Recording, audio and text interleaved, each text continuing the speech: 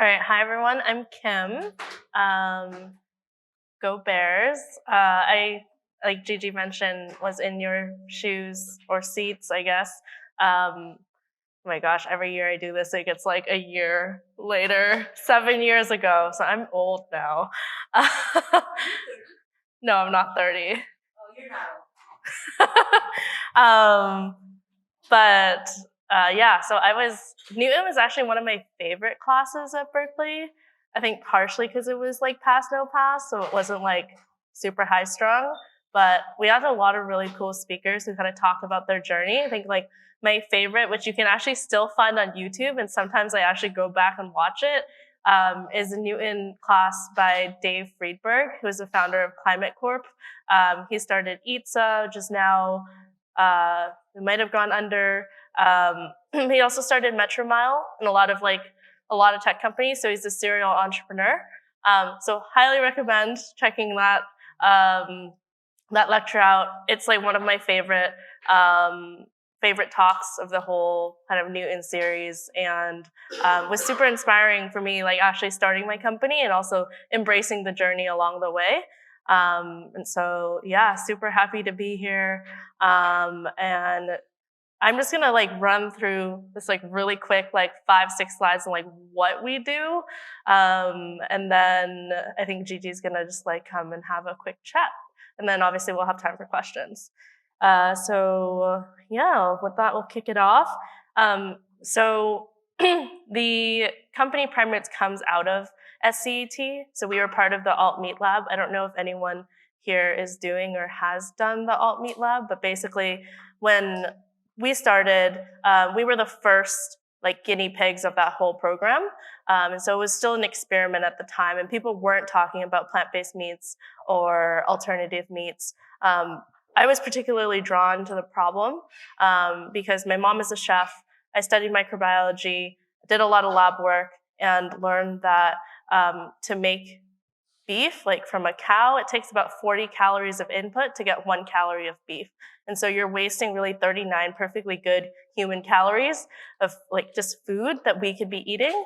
And it's a huge problem as it relates to climate change. And so just the production of meat creates more emissions than all of transportation combined. So it's like this personal decision that we make 3 times a day makes such a huge impact. And it's actually a problem you can solve by making the production method, so like not using a cow or chicken or a pig as technology, but actually getting proteins and getting food from more sustainable and efficient sources. So plants, obviously a great option. A lot of people have talked about that. We specifically use fungi.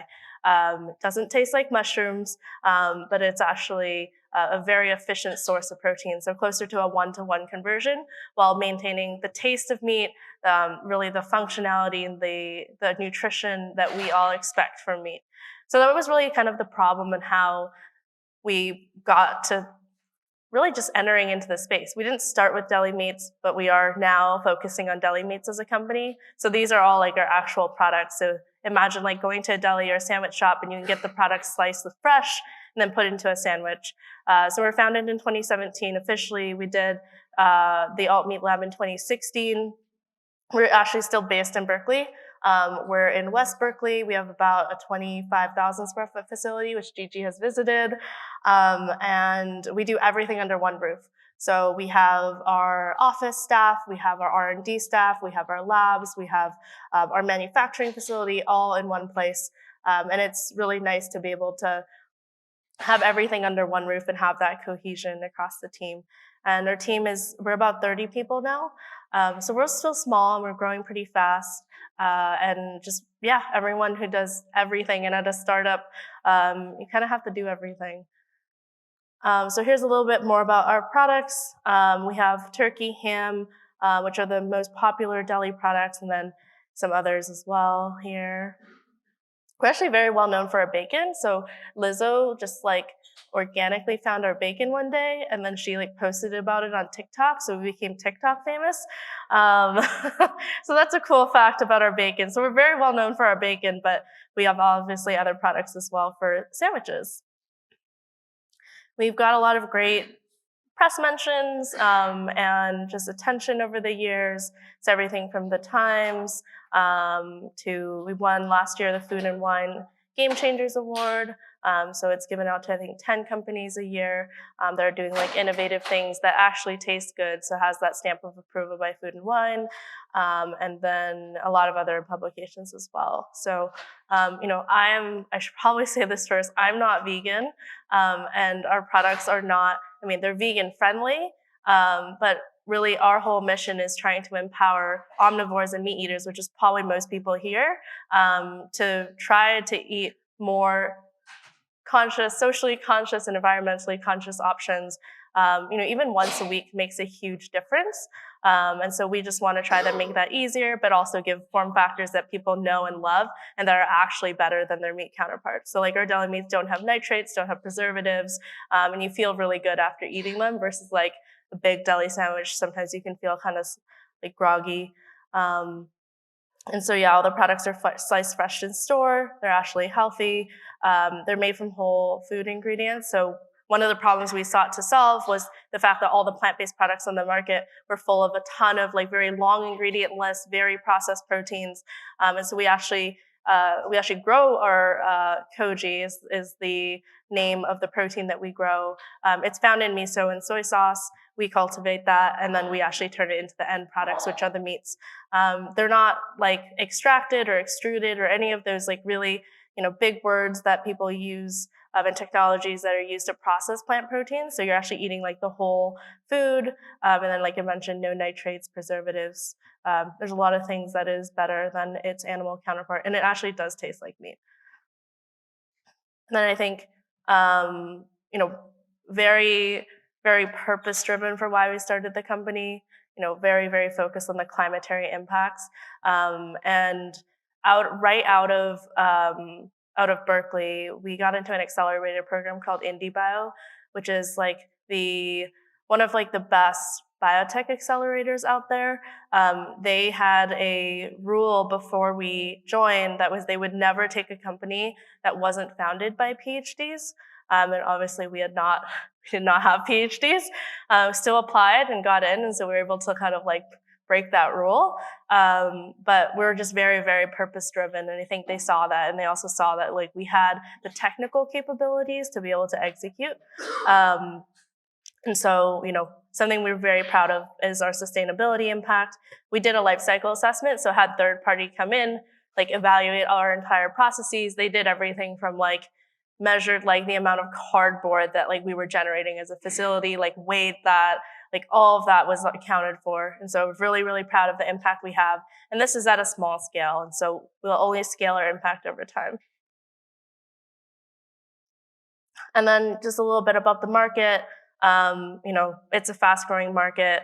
And meatless is definitely becoming more and more popular for a lot of different reasons. And we're not targeting vegans. We're really trying to empower flexitarians and people who want, an option that tastes good, but you don't have to compromise when you're eating a plant-based product. And then, that's my contact info. This is like a very general deck. I didn't make it specifically for this. So I guess I don't know if it's helpful, but like we use this for like pretty much anything. It's a really good like kind of introduction to what we do. So yeah, thanks for having me. Do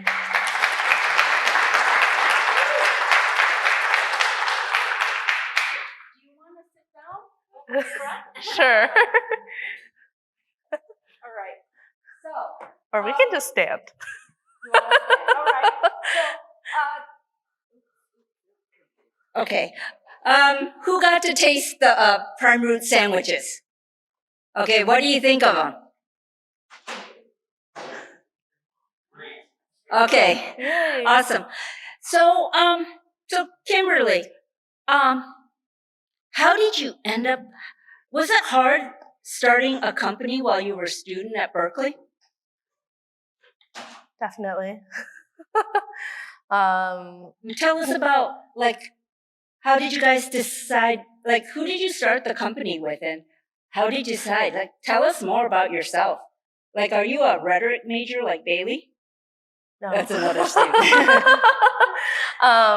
So I was triple majoring because I literally didn't know what I wanted to do. I like still don't know what I want to be when I grow up. So I actually have the perfect job because I just like right now I'm focused on like sales and commercialization. In the past I've worked on brand, and before that I've been like on product and like developing products. So I've never had to decide. And so I think it was difficult juggling three majors and starting a company.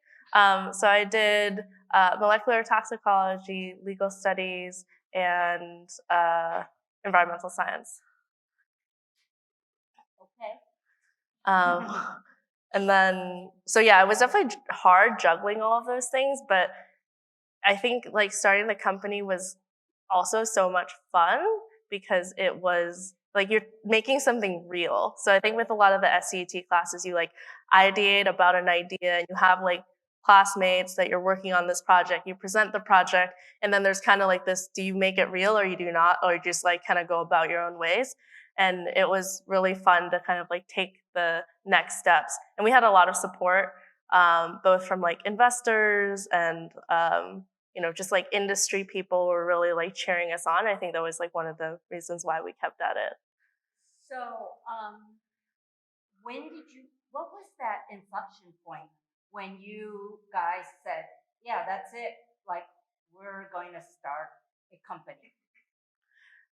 I think it was easier because there were like some groups that were like 6 people, and there were like a few groups that were smaller, like 2 or 3 people. My group only had 2 people, so my co-founder Josh and I. It was easier to make the decision to go forwards and like take the next steps, but instead of like coordinating with like 6 people who may have different life priorities. And Josh, he comes from a family where his parents are teachers, and he's always like wanted to be an entrepreneur. My family, I come from a family of entrepreneurs and people in food. And so it was kind of like what else are we going to do? Like get jobs? Like, there's nothing to lose. And when you're a student, everybody wants to help you. So we use the like, hey, I'm a student. Can you give me advice a lot? Or like, hey, I'm a student. I'm just trying to like learn, or I'm trying to get this company off the ground. And like people would take meetings and just like help. And so it was nice. You forgot to tell us that you were also on the skiing team at Berkeley? Yeah, so that's how I knew Josh. So we were both on the ski team at Berkeley, and we're both very passionate about the environment. So it's kind of like all the stars aligning. So there's this book called Ikigai that I really like, where it talks about this, like, it's a Japanese word. It means like finding that like center point between like what you are good at, what you like are passionate about, and I think it's what you can make money doing. And then it's like that middle point. It's like trying to find that. And I think like starting the company felt like that, whereas like you can go get a high paying job, but you're not necessarily doing what you want to do. So how did you and Josh like split up the roles for the company? Like, do you guys have different roles? We do, and we've always have, because you can't do everything. So it's funny because I'm the first named on most of our patents, and so like we both came up with the technology, but a lot of like the kind of the initial insights for some of the earlier tech that we developed was like a lot of my ideas. And so, but then when we started the company, because I had that like business background, it made more sense for me to kind of like oversee kind of the company and be the CEO. We definitely had discussions about like, oh, like, does it make more sense for you or does it make more sense for me? So we decided early on that Josh was going to take the role of like CTO and like oversee all of the research and development while I did like all the other things and still could help and ideate, but didn't have to like do stuff. So I think responsibilities are very important. So how did you guys build a team? Because you got 30 people now. Like what do you look for in building a team? And did you have any challenges?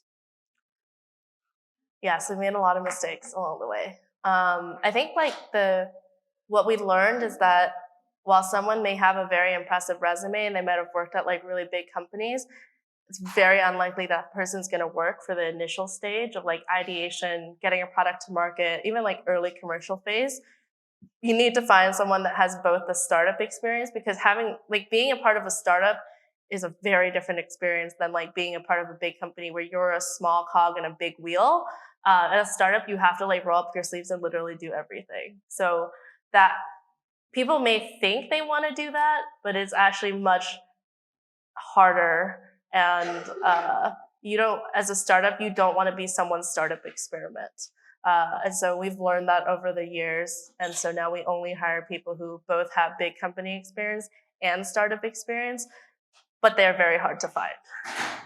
Now, is there a culture that your company, did you have a vision on the culture for the company? So we have a lot of like frameworks on how we vet people. And so how we kind of came out to like figuring out like what are our values as an organization, like what is our culture, is looking at like when we interview people, like you kind of like feel the vibe. But there's a lot of bullshitters too. There are, but there's like certain things that you can like look at the people you didn't hire and then identify why you didn't hire those people. So it'd be like, oh, like we didn't like this person because it seemed like they shied away to every like challenging situation they ever got into, or they seemed to not take the risk, or they didn't seem like they were wanted to roll up their sleeves and just wanted to like give work to other people. So you can like kind of figure that out. So our like kind of cultural framework is we are food loving, we're fresh, and we are fusion. So we're a very, very diverse team in terms of like background, but also just like general diversity. So that's something that we really value. So that fusion is kind of like everyone's like meshing together for a common goal. We're fresh, and so it's like clearly we're a very young team, we're a very young company. We try to innovate and do things better, and we're food loving. So like we're a food company. There were a lot of people who like, you know, just wanted a job or just wanted to get into the space. It was kind of cool, and we identified that the people who like understood food culture and like wanted to really be a part of a food company and love food, like that's what they like live to eat rather than like ate to live. Like those are the people that like we gelled with. And so that's how we like kind of framed. I mean, obviously like we like thought about how do we make it memorable? How do we put that like marketing twist on it? So it's like, yeah, like 3 F's, and then all of our values start with C's, and it's the same process. It's very iterative. So like we've gone through a lot of refinement on like actually, culture and values. But deli meat was not your first product, was it? What was your first product, and why did you? Oh, their first product was a whole range of dinners, and they were so good. We started with salmon, actually, when we were doing the alt meat lab. Yeah. And I used to buy them off their site, and there was this sausage paella that was so good, and my husband's like, ew, alternative meat, fake the sausage paella, ew. And then I go, do you want to taste it? And he goes, oh my God, that's good. And he ate my whole dinner. Like, excuse me. And then so I was like ordering these dinners, and then Kimberlie says, oh, Gigi, we're shutting down. We're pivoting. And I'm like, what the hell? Right when I started getting addicted to it, and so's my husband. So why did you change and not do dinners anymore? We've gone through a lot of iterations. So we started in seafood, which was kind of the premise of like the program we were doing at Berkeley.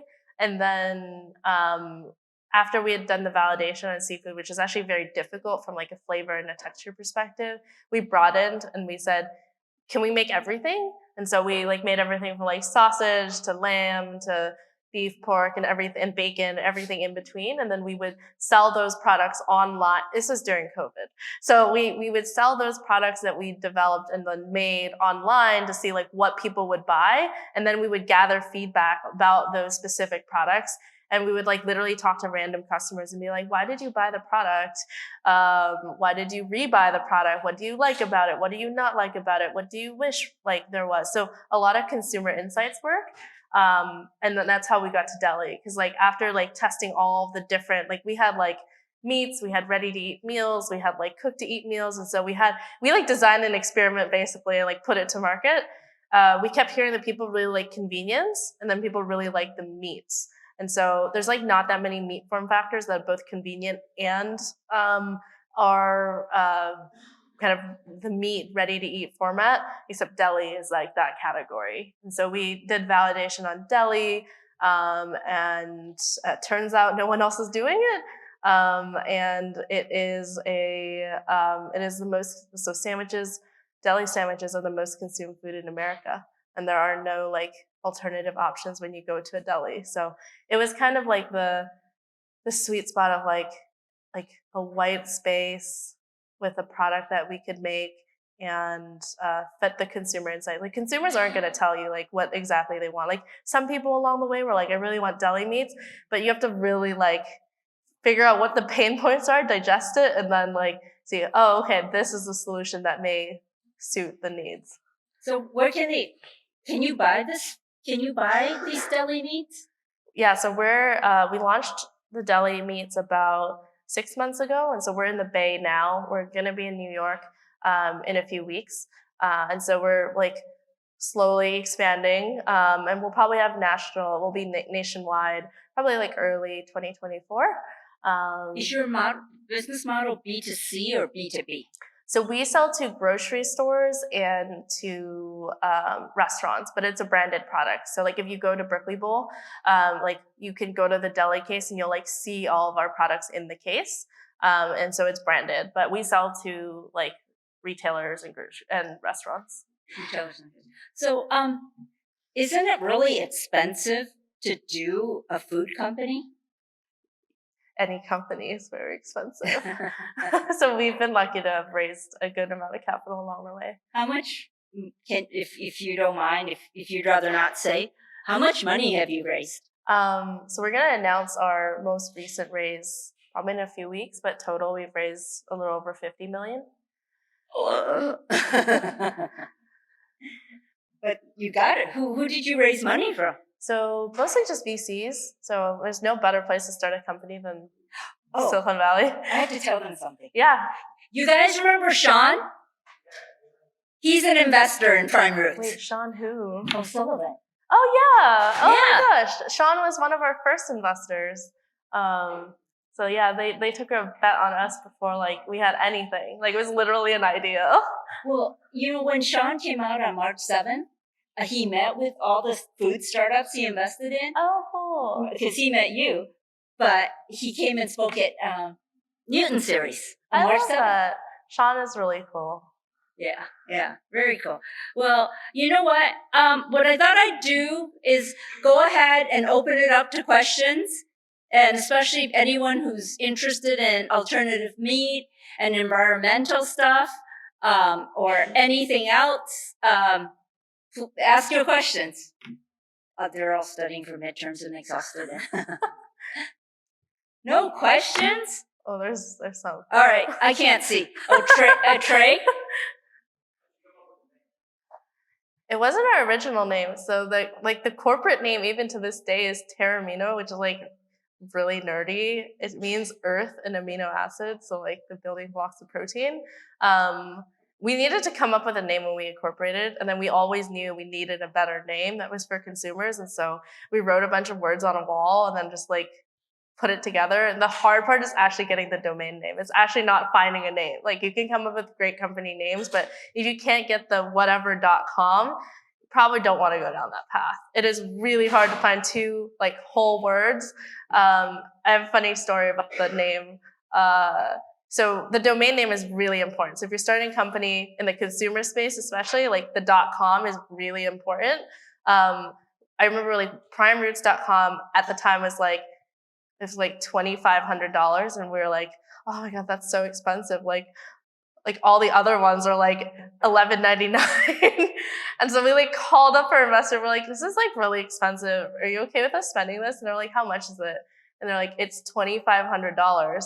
And they're like, buy it now, take out your credit card, like do whatever. Cause like the trolls will come and like bid up the price because they know you're looking at it. And he's like, let me tell you a story. So like he invested in Ring like really early on. So like the doorbell company. And they were called Doorbot when they invested. And within like 3 days of raising like $3 million for their seed round, they went to him and was like, hey, like we need to authorize like the purchase of a domain name. It's kind of pricey. And he's like, okay, how much is it? They're like $1 million for ring.com. And so, I mean, they just raised three and they would spend literally one of the $3 million on ring.com. And he's like, well, I guess like I gotta trust you if you really think this is like the right move. And yeah, they sold for $1 billion to Amazon. So they did okay. But yeah, sorry, just tangent. And it's a funny story.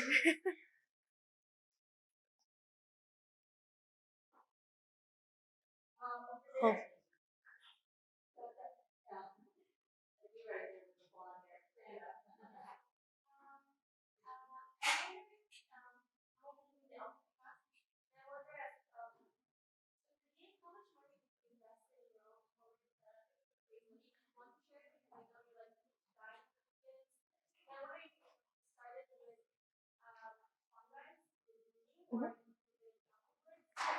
So that's been constant. So the technology, like the fungi, has always been constant. So we thought about like what is the technology that could help the entire industry instead of focusing on like one target. Um, so yeah, fungi, and then in terms of like initial like personal funding, um, we won the like pitch contest, and so we got I think like $5,000 or $10,000 from that. So that was good to kind of get things started. I think I think of my own money, I put in like another like 10,000, and a lot of it was like we needed to like incorporate the company, and there's like legal fees. And then, so it got paid back really soon after we got like additional funding. But I think total like probably like 10,000 additional. So it really wasn't like it was a lot of money, but it's not like you don't need like $1 million to get off the ground. But we were able to like start experiments. I got really hacky. So like instead of using an autoclave to like sterilize things, I used an instant pot. So like you just gotta get really scrappy. I'd say like money doesn't actually solve all your problems. You definitely don't. You're not very resourceful when you have money. So yeah, yep, yeah, that's really cool.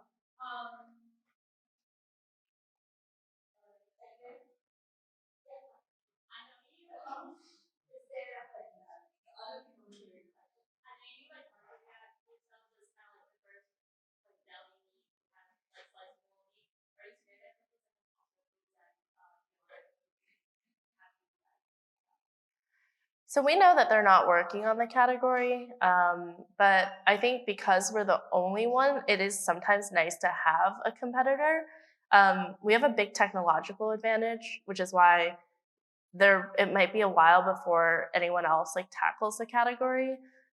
So I kind of see like both sides of like how it could be good. It takes like 2 or 3 companies to build a category, but it is also nice to be first because you get the first movers advantage. So I don't like really view it positively or negative. Like if I saw like they were making deli meats, I'd be like, okay, that's kind of cool. I want to try it.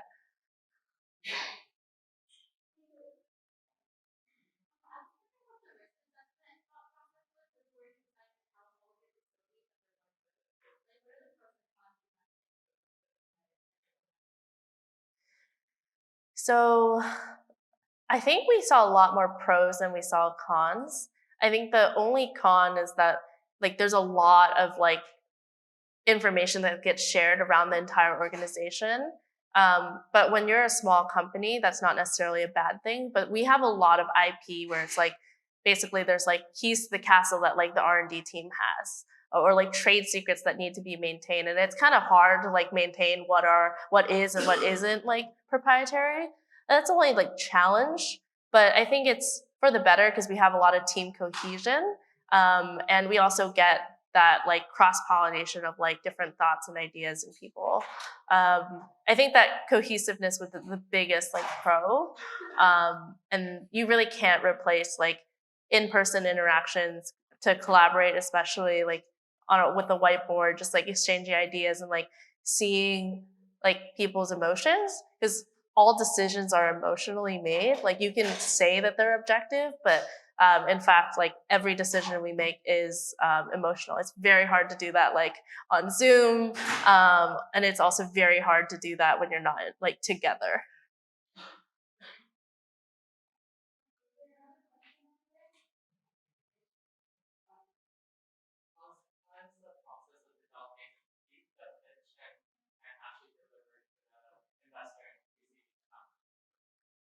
It's a good question. So I've never used a pitch deck for an investor meeting before. There's a lot of things that people think you have to do, but I've never done it. So I've never reached out to an investor cold, like never cold emailed an investor. I've never used a deck for like a first or a second meeting. So I'm always trying to like, you know, explain like the why and like get to know them as a person and them getting to know me and the company more on like a personal level rather than just it being like a sales pitch.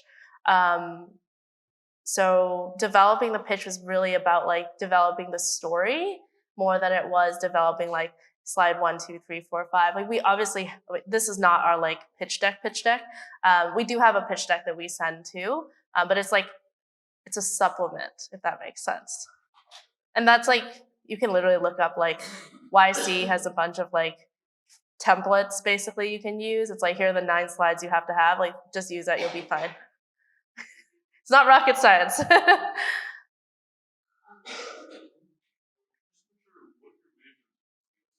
Yeah.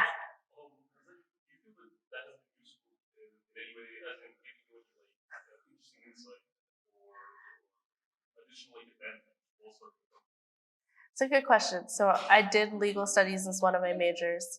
Yeah.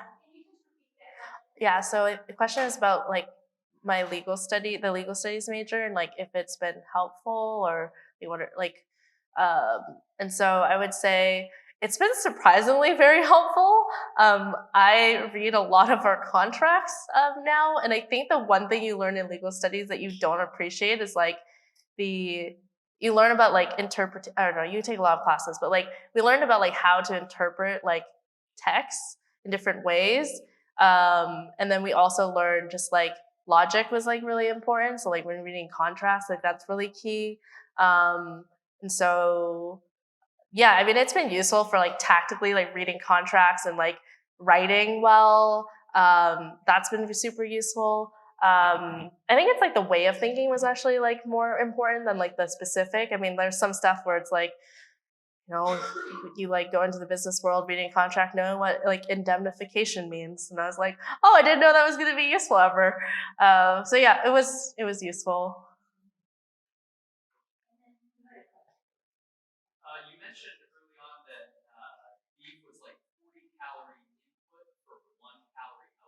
Mm-hmm. Mm-hmm.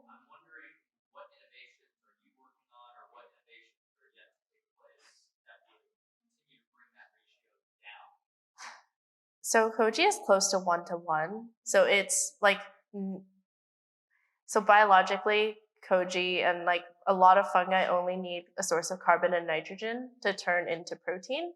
Whereas like us as like humans, just animals in general, need to eat protein to like maintain protein and have protein. Um, the fungi kingdom is really amazing in that way. And so we can actually just like literally feed it like sugar and a source of nitrogen and it will grow. So we're like almost 1 to 1 efficient. I mean, of course we can make it a little better, but it's like you have to decide where you want to spend your time. Like, do you want to make the product like, do you want to make it grow faster, be better functioning, or do you want to like optimize on efficiency? And we've decided that like it's already so good. We'd rather focus on making the best products. Yeah,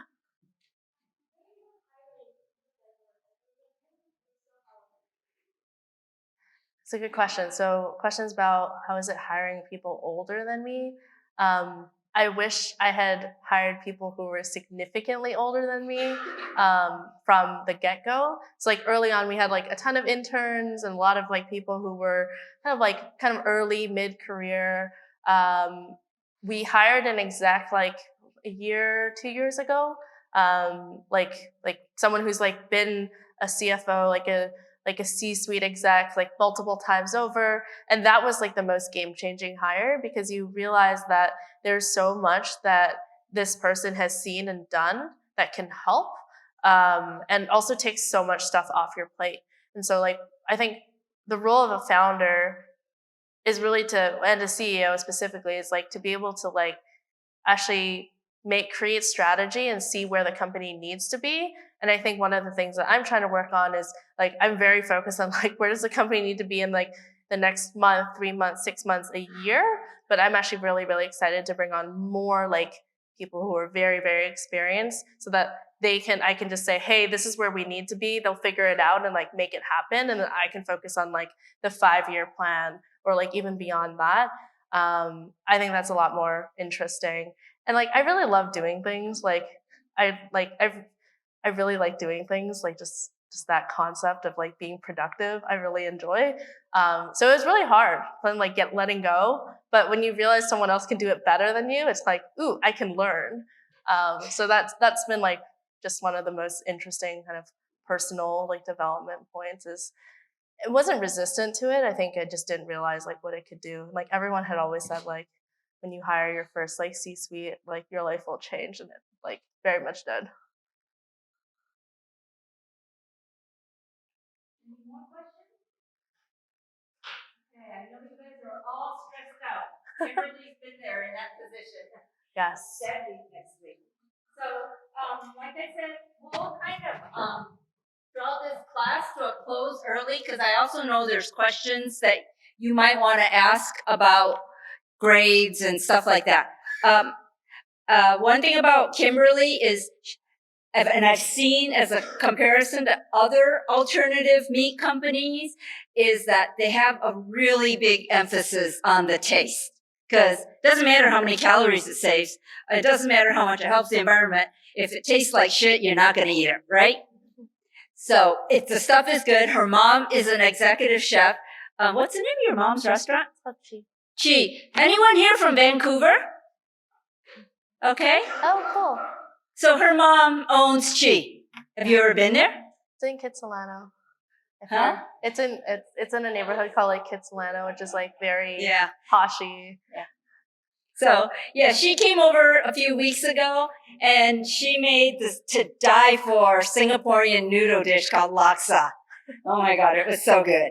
So anything that Prime Roots makes is going to taste good. So thank you, Kim. Thank you all.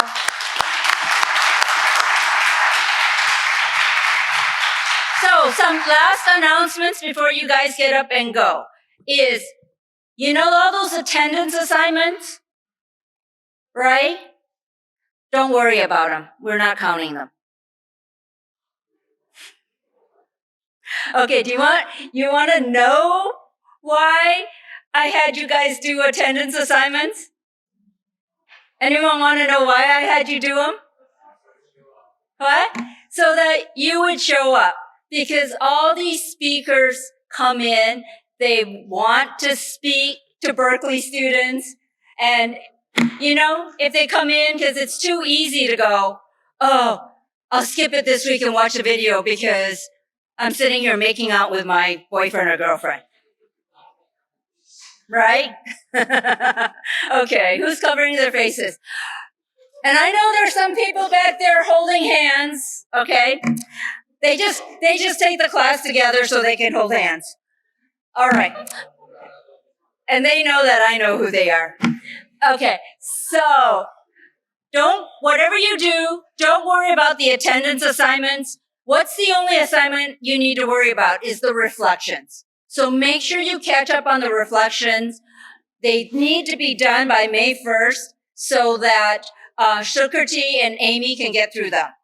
And then do the final assignment. You have until May 5. Once I leave Cabo, you can't submit them. All right? And it's just a really simple question. So that's it. Bye.